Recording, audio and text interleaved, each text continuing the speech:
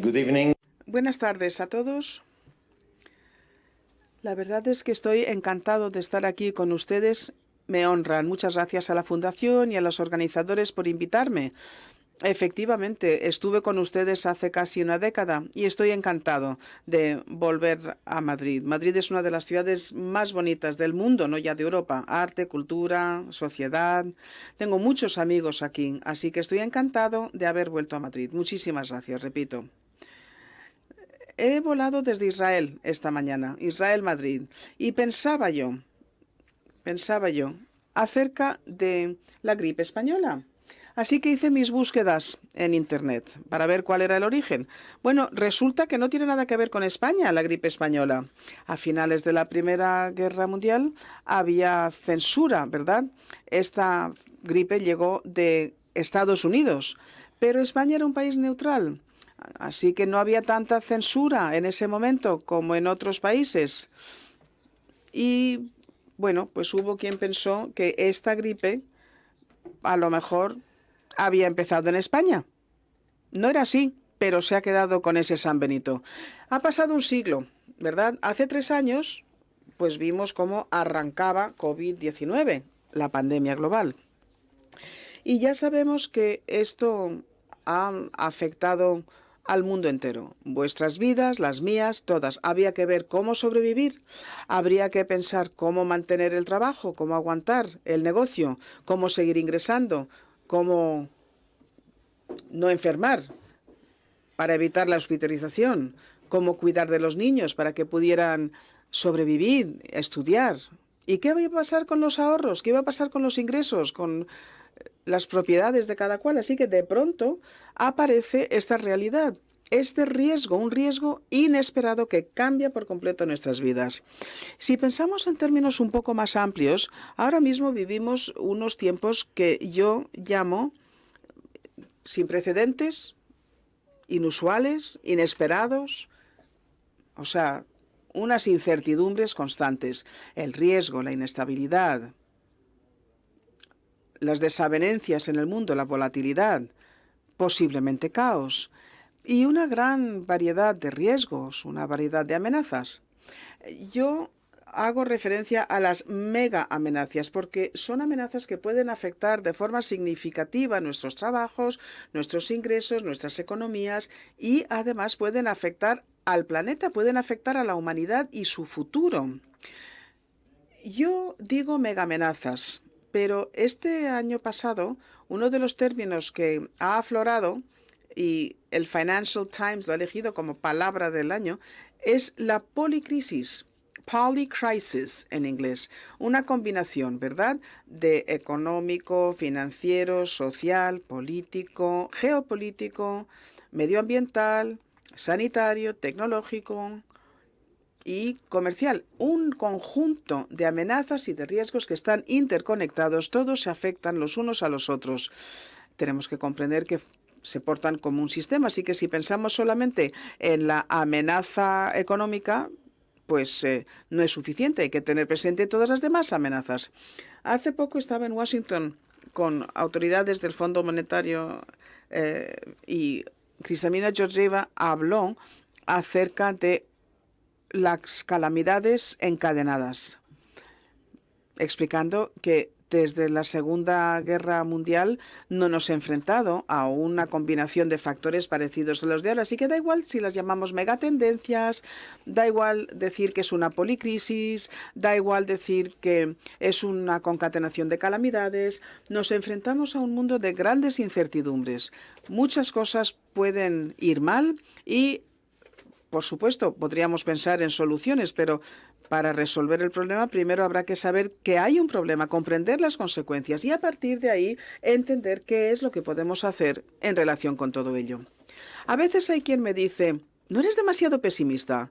Desde la Segunda Guerra Mundial, pues ha habido casi 80 años de paz relativa, progreso, prosperidad. Y sí, hasta cierto punto es verdad, pero yo creo también que estos últimos 75 años se pueden dividir en dos periodos diferenciados el uno del otro. No sé, aquí veo a muchas personas jóvenes, otros no tanto. Yo nací en Turquía en el 58, Medio Oriente, Italia, Europa. Luego me trasladé en el 83 a Estados Unidos, así que los 50, los 60, los 70, los 80 los he vivido fuera de Estados Unidos. Y cuando yo crecía, esos primeros 25 años de mi vida, cuando yo era un adolescente, joven, unos años dorados hasta principios de los 80, es que ni había oído hablar de una pandemia global, a no ser que me metiera en un libro de historia y ahí sí, se hablaba de la gripe española en el 18. Hasta los 80, cuando surge el SIDA, pues hasta entonces no se hablaba de pandemia. No había oído hablar de cambio en el clima. No, las temperaturas pues rondaban en los 60, en los 70, las temperaturas preindustriales, así que no nos preocupaba. Había preocupación en relación con el límite del crecimiento. El Club de Roma decía que la población del mundo era excesiva, no iba a haber agua suficiente, ni comida tampoco. Había preocupación acerca de los recursos, pero no era una preocupación que incidiera sobre el clima mismo. La guerra entre grandes potencias, el riesgo de la guerra nuclear, pues no. Después de la détente, a principios de los 70, entre Estados Unidos y la URSS, Nixon visita China en los años 70.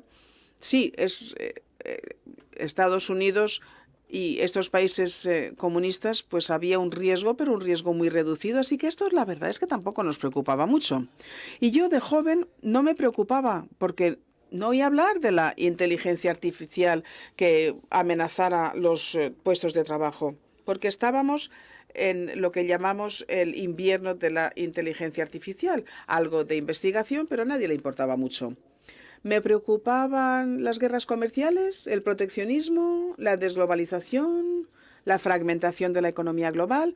Pues no, la verdad es que no. Estaba el GATT, luego estaba la OMC, los países que se van uniendo a la Unión Europea, NAFTA en Norteamérica, la liberalización y sus rondas.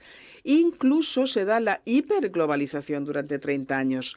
Primero Rusia, los antiguos países de la URSS, China, mercados emergentes, la economía global y las cadenas de aprovisionamiento globales. O sea que si liberaliza, no se habla de globalización, hay una liberalización.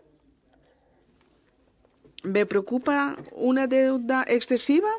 Pues no, porque el crecimiento era alto. Nadie se preocupaba por esa crisis. ¿Me preocupaba la deuda implícita? ¿Resultado de las poblaciones que envejecían? Pues no, porque había muchos jóvenes y las nóminas pagaban esas pensiones, así que no cabía este pasivo. ¿Había ciclos económicos? Sí, algo de recesión, pero eran recesiones muy suavecitas en general. Sí, es verdad que la década de los 70 con la estagflación, la política, por supuesto, pero luego llega la gran moderación, los 30 años de poca inflación, el equity global y todo lo demás. ¿Me preocupaba la crisis financiera? Hasta los años 80, cuando surge la crisis de la deuda latinoamericana, pues no hubo grandes crisis. Los bancos y las demás instituciones financieras estaban reguladas, supervisadas, había controles de capital, había un orden y estos derivativos tóxicos, el apalancamiento que hemos visto en los últimos 30 años todavía no habían llegado. Así que sí, había ciclos, pero eran ciclos suaves. Y Occidente y las economías avanzadas además vivían en democracias liberales. Había partidos de centro-izquierda, de centro-derecha, pero no se daba la polarización entre izquierda y derecha que vemos ahora.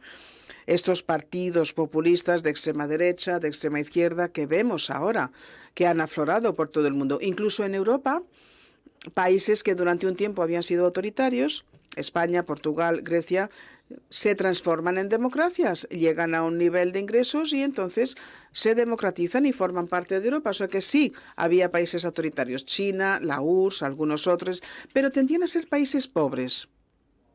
La mayor parte de las democracias eran liberales y eran estables, además. Bueno, pues ese es el mundo en el que yo crecí. Y creo que muchos de vosotros, de mi generación, recordáis estos tiempos. Pero vamos al presente. Los últimos 20 años, creo yo, y desde luego, desde la gran crisis del 2007 al 2009, desde ese momento han cambiado las cosas y ahora mismo nos enfrentamos a mega amenazas que es que ni existían, no existían. Yo ni me las imaginaba cuando estaba creciendo en esos años dorados que yo defino, finales de la Segunda Guerra Mundial hasta los 80. Hoy día hay una serie de potencias revisionistas, China, Rusia, Irán, Corea del Norte, Pakistán, que efectivamente son aliados y se enfrentan, desafían las actividades comerciales, financieras, políticas, geopolíticas y de seguridad. Estos distintos órdenes que buscan Estados Unidos, Europa y sus aliados y que se han conseguido establecer después de la Segunda Guerra Mundial. No hablamos de una nueva guerra fría entre Estados Unidos y China. Hay una guerra caliente entre Rusia y Ucrania, y no solamente Rusia y Ucrania, porque estamos hablando en verdad de una guerra entre Estados Unidos y Rusia o Occidente y Rusia.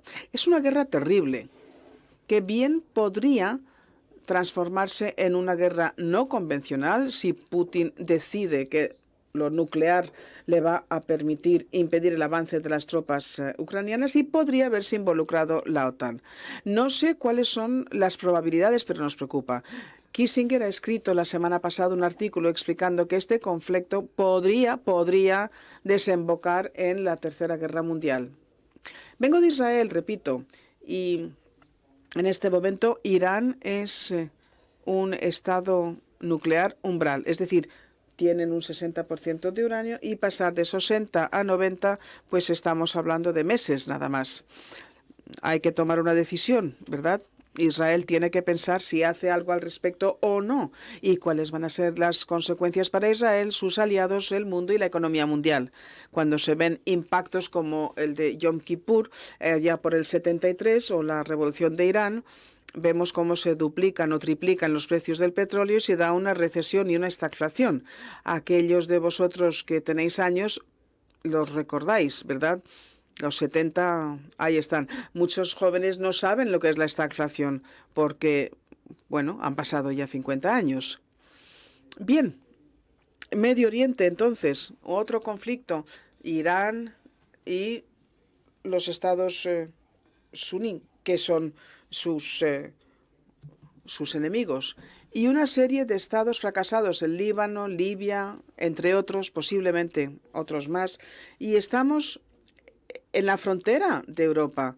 Hemos visto la migración masiva desde Siria, ¿no? A partir del año 15, que ha dado lugar a muchas tensiones dentro de Europa misma, que perduran hoy. Y luego Asia. En Asia hay una guerra fría entre Estados Unidos y China.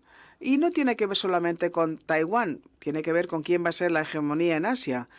China está involucrada en dificultades con Japón, India, Malasia, Vietnam, Filipinas, Indonesia, con muchos países de esa parte del mundo.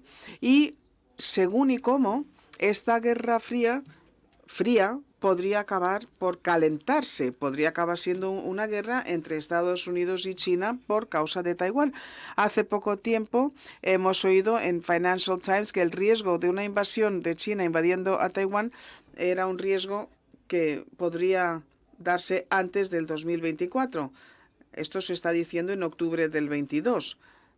Antes del 24 es el 23 y el 23 lo acabamos de estrenar.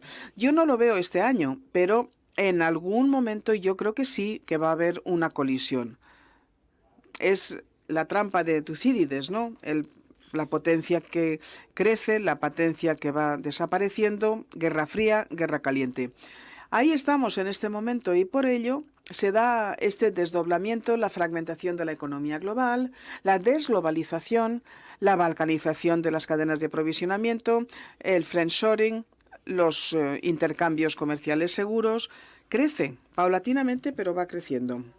En cuanto al cambio climático, bueno, pues hay expertos que han contribuido al libro y lamentablemente los costes van a más. Las cosas empeoran. Este verano pasado ha habido sequías en Europa, en India, en Pakistán, en el África subsahariana y la mitad de Estados Unidos, desde Colorado a California también, México, América Central. Y los costes económicos de estas sequías, de estos eventos extremos, van creciendo a pasos agigantados.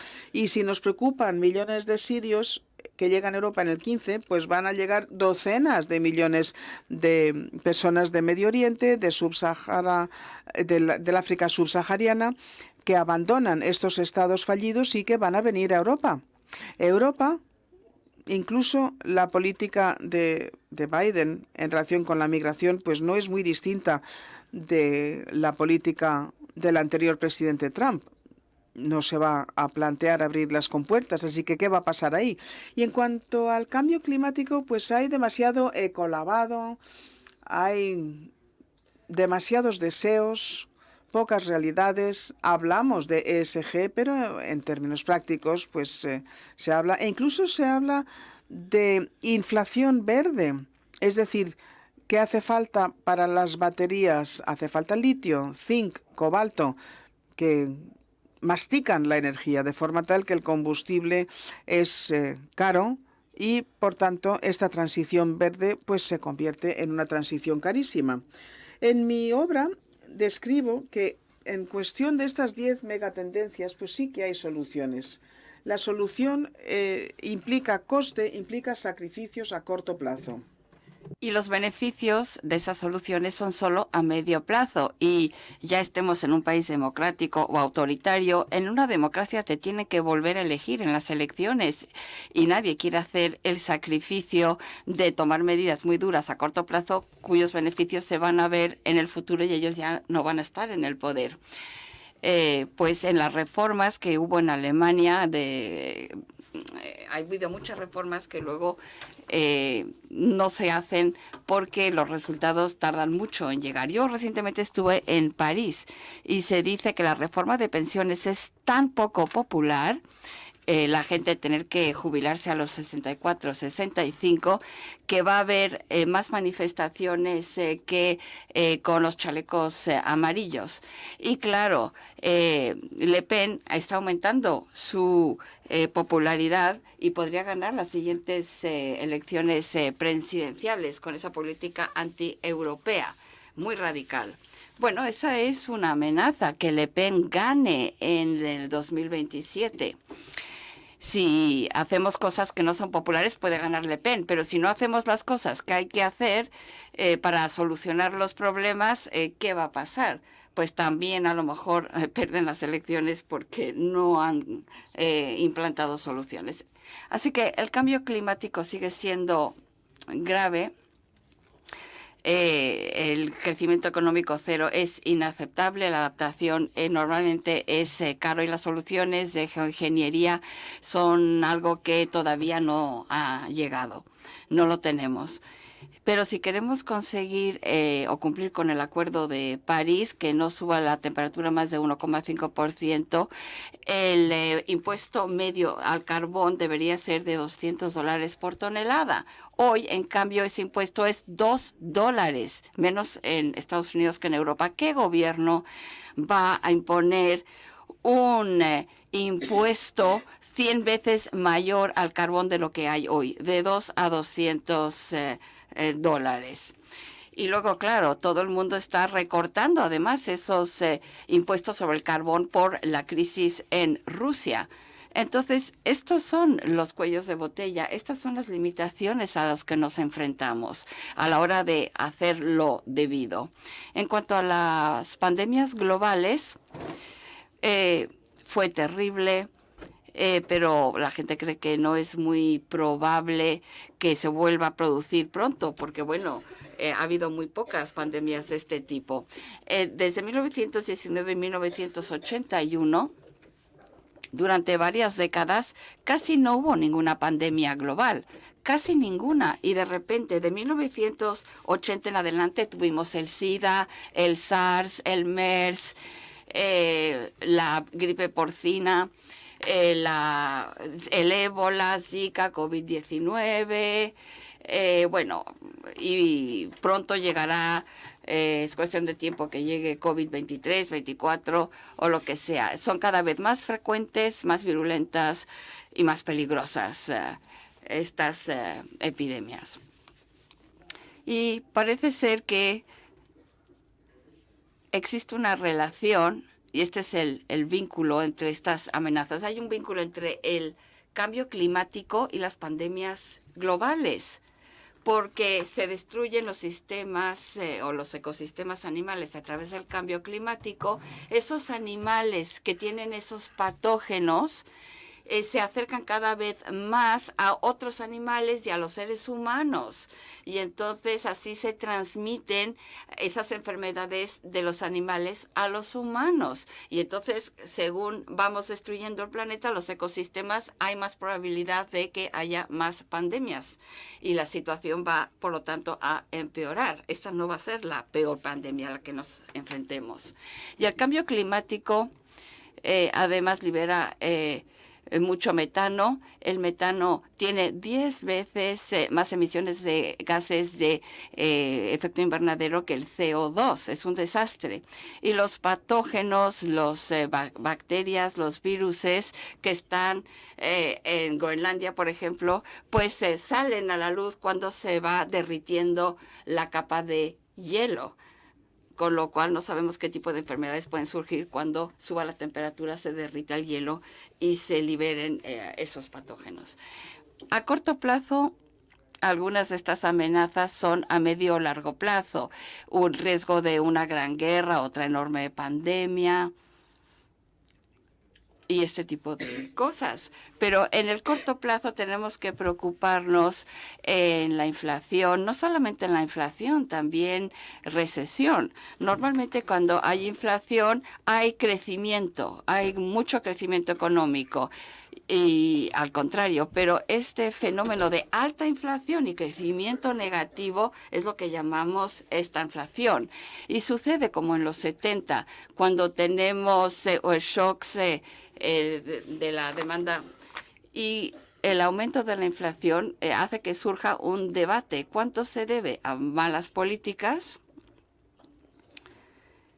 A algunas políticas demasiado laxas durante demasiado tiempo. Sí las necesitamos durante el COVID, pero exageramos. ¿Y cuánto se debe a la mala suerte?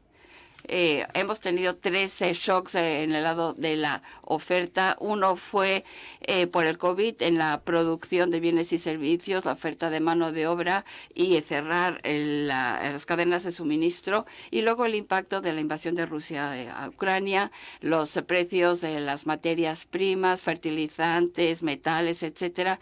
Y luego la política de cero COVID de China. También creó muchos embotellamientos en las cadenas de suministro. Es una combinación de ambas cosas, malas políticas y mala suerte. Pero aunque estos shocks negativos por el lado de la oferta fuesen a desaparecer, lo que quiero decir en el libro es que seguramente en la siguiente década o así vamos a ver esta inflación, porque hay más shocks negativos a medio plazo que reducen la producción y el crecimiento, aumentan el coste de producción y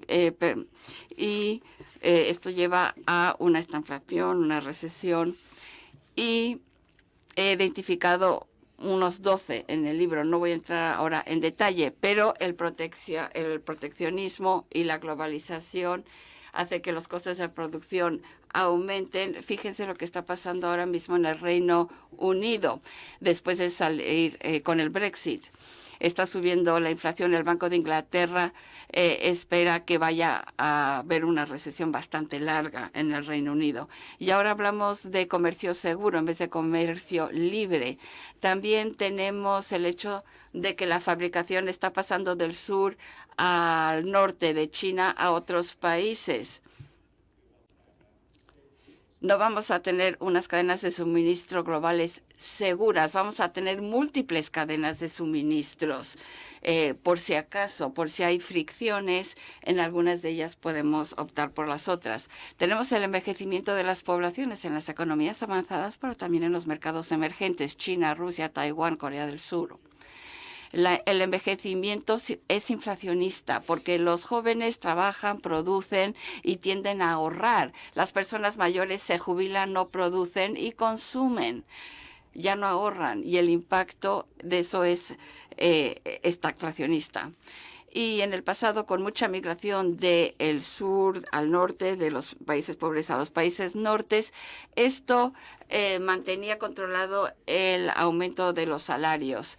Pero ahora la mano de obra es más fuerte, va a haber una inflación también en los costes de la mano de obra. Y luego toda esta disasociación entre la China y Rusia va a crear un aumento del coste del comercio internacional, menos crecimiento, todo va a subir. El cambio climático, además, también es estagflacionista. Aún antes de la invasión de Ucrania, los precios de los alimentos estaban aumentando. ¿Por qué? Porque había falta de agua, sequías, y eso hace que suban los precios de los alimentos. O tiene un impacto en el coste de la energía. Los productores de gas natural, combustibles fósiles, dicen, están ustedes emitiendo y no les vamos a financiar más, y entonces no están invirtiendo en aumentar la capacidad de producción, pero no les están compensando. Y por lo tanto, aún sin la crisis energética, sin la situación en Ucrania, los precios de la energía serían muy altos. Todas las energías, porque el cobre, el cobalto, todos esos elementos también se ha invertido muy poco en ello y por eso no hay suficiente oferta. Si hay poca oferta, el precio va a aumentar. Así que la inflación no va a caer demasiado y los precios de las materias primas van a subir un 40% este año. Claro, las pandemias son estagflacionistas, reducen la producción, aumentan el coste de la producción y crean esos cuellos de botella y más que va a haber en el futuro. Y luego también tenemos la ciberguerra y ahí se deja de producir en una empresa o si te tienes que proteger, gastas muchísimo dinero para protegerte. Eso también es inflacionista. Un par de factores más que son estagflacionistas. Ha habido un aumento de la desigualdad en las rentas.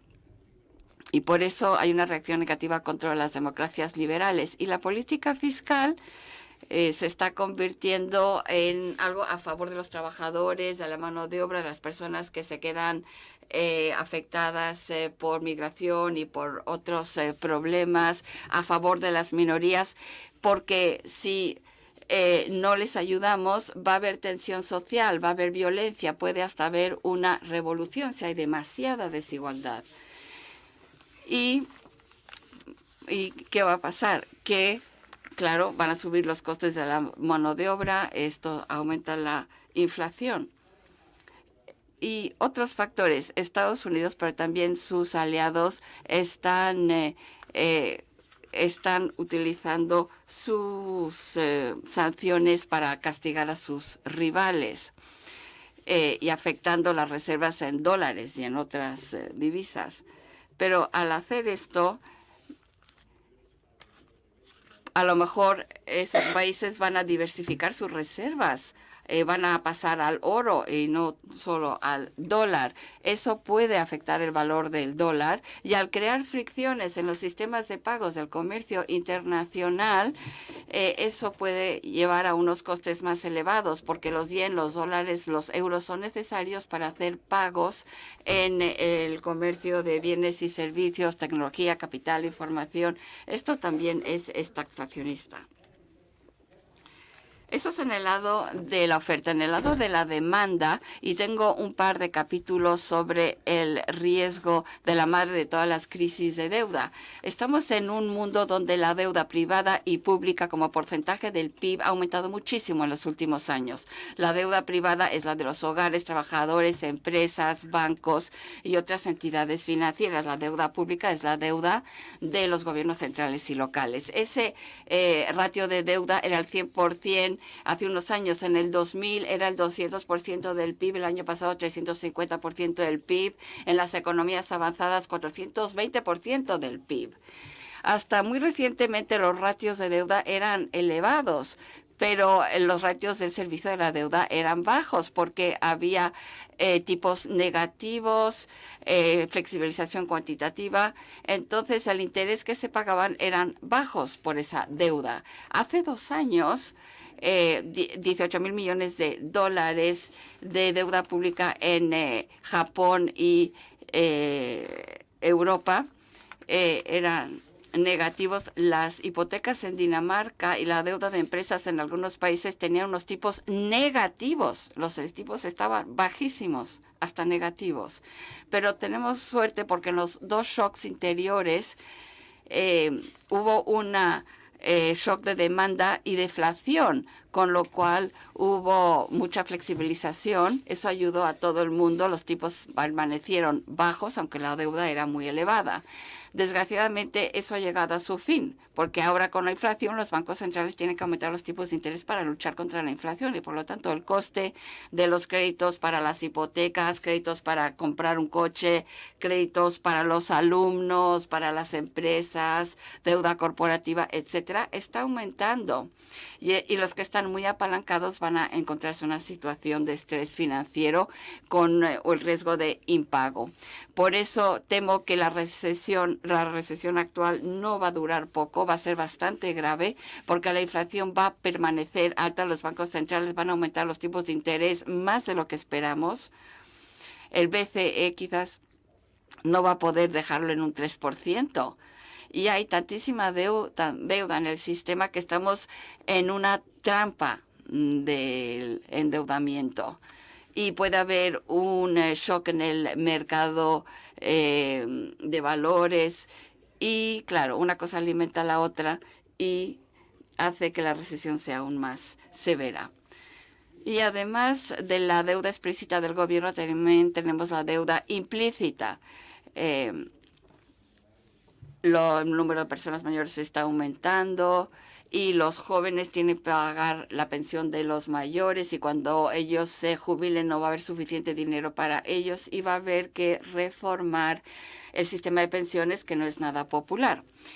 Yo creo que finalmente los gobiernos van a eliminar el valor real de la deuda con la inflación, y así se reduce el valor real de la deuda. Y si no podemos cobrar más impuestos o gastar menos gasto público, la solución es inflación, que es como una especie de impuesto. En el lado de la oferta tenemos shocks negativos de la oferta, tanto que hay que monetarizarlo, y luego tenemos inflación, recesión, estagflación, pero no evitamos la crisis de la deuda porque los tipos de interés suben y se vuelve más insostenible y simplemente estamos posponiendo el problema. Todos estos problemas también nos dan una mayor desigualdad, una reacción violenta contra las democracias liberales. Desgraciadamente, en el mundo, Erdogan, por ejemplo, Putin en Rusia, Kaczynski en Polonia, Le Pen, por ejemplo, podría ganar en Francia. Están subiendo estos partidos populistas. Tenemos, por ejemplo, el fenómeno del Brexit. En Estados Unidos, el fenómeno de Trump. Y a la izquierda, bueno, en Latinoamérica tenemos un par de populistas de izquierdas, Argentina, Venezuela, pero los últimos 2 o 3 años, México, Colombia, Chile, Perú, Brasil, todos han pasado a un nivel de populismo, más en unos sitios que en otros. Y en Brasil tenían que elegir entre un populista autoritario de la derecha peligroso como Bolsonaro y Lula, que en su segundo mandato lo hizo fatal. Su primera administración no fue mal, pero la segunda muy mal. La primera más o menos, la segunda mal. Y en Estados Unidos, el 6 de enero del 2021 hubo casi un golpe militar que fracasó. La semana pasada pasó algo muy parecido en Brasil. Los que tienen suficientes años recordarán el 91, el 23 de febrero, donde hubo aquí un intento de golpe de Estado.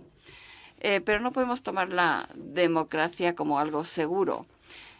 Cuando la gente se siente amenazada en su futuro, el de sus hijos, cuando hay más desigualdad, las personas se vuelven más radicales, más autoritarios, y los regímenes autoritarios, cuando las cosas no les van bien, se van a la guerra, como Putin en Ucrania o Argentina en las Falkland.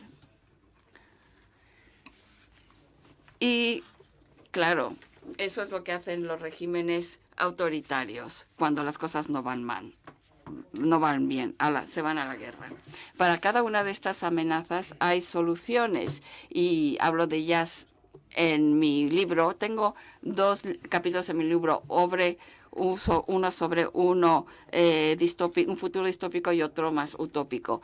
Pero no podemos empezar diciendo, bueno, si tuviéramos mejores líderes, si hiciéramos esto, las cosas mejorarían. No es tan fácil. Y no podemos tomar los últimos 75 años de paz y prosperidad por hecho, porque, como dije, en esos 75 años, los primeros 40 años sí eran así, pero los últimos 20 hubo el surgimiento de todas estas amenazas que cada vez se hacen más graves. Y por lo tanto, el supuesto de que el futuro va a ser como el pasado no es necesariamente cierto. Quizás puede ser no como el pasado inmediato, sino el pasado más anterior.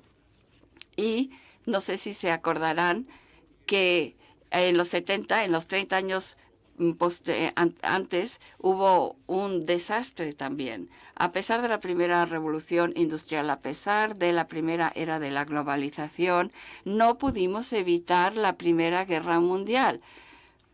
Y después de la Primera Guerra Mundial tuvimos la gripe española, luego tuvimos la crisis de la bolsa en el 29, el principio de la Gran Depresión, las guerras comerciales, guerras de divisas, inflación, hiperinflación, deflación, crisis financieras, impagos.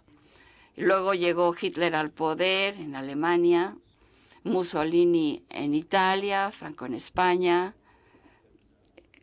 un régimen autoritario en Japón y luego la Segunda Guerra Mundial y luego el Holocausto.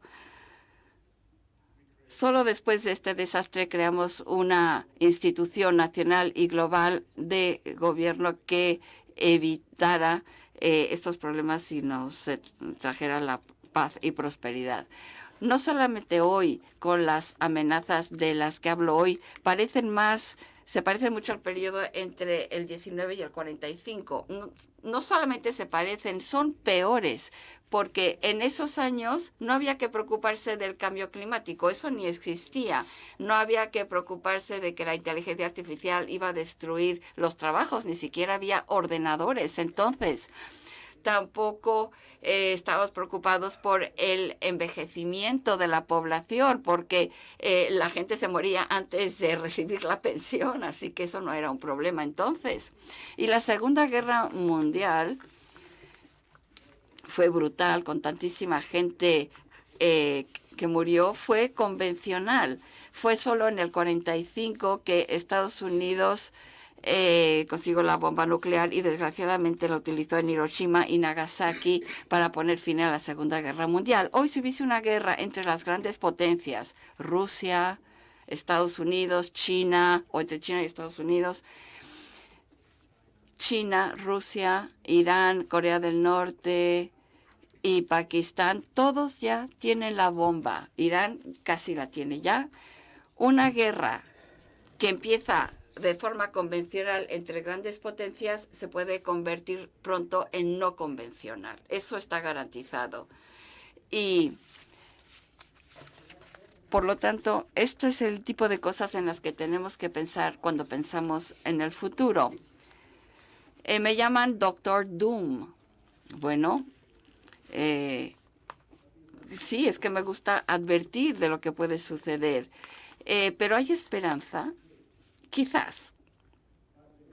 Pero la esperanza tiene que venir no de tirar la pelota hacia adelante o meter la cabeza en la arena como si fuésemos avestruces. O no prestar atención a las amenazas, dejar de liderar como zombies, como si no existiesen estas amenazas, y darnos cuenta que cada uno de nosotros podemos hacer algo. También lo podemos hacer de forma colectiva, organizándonos en movimientos sociales o políticos para resolver estos problemas en nuestras propias pueblos, ciudades, sociedades, pero también encontrar una solución global, porque la mayoría de estos problemas son globales y no se pueden solucionar con una solución nacional. Crisis financiera económica, integración comercial, seguridad y paz global. Todas estas cosas no pueden tener una solución nacional, tiene que ser global. Los globalistas dicen que son la élite, que solo se preocupan de ellos mismos.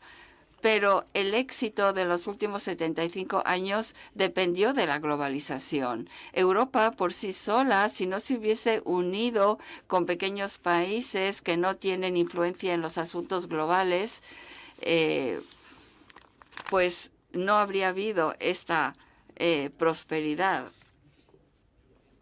La integración europea le dio mucha fuerza a Europa y muchos países, incluida España, se ha beneficiado. Claro, no es tan fácil, tiene que ser inclusivo, la gente no se tiene que quedar atrás, pero en un mundo conectado donde todo afecta a todo lo demás, los problemas son globales y por lo tanto necesitamos un gobierno global, nos guste o no. Y Europa es un caso de éxito. A pesar de todos los problemas, la integración europea ha sido muy positivo y seguirá siendo positivo si siguen juntos y no se dividen. Así que tenemos que dejar de soñar, tenemos que ser conscientes de que nos tenemos que organizar, tenemos que tomárnoslo en serio a nivel de individual y colectivo. Hay que hacer sacrificios, serán dolorosos, pero los beneficios serán para nosotros, nuestros nietos y la humanidad en el futuro. Y espero que vayamos en este futuro, el utópico y no el distópico. Así que es una llamada a la acción. El momento de actuar es ahora, no hay que esperar. Hay que empezar ahora a cambiar el mundo para convertirlo en un mundo mejor. Gracias.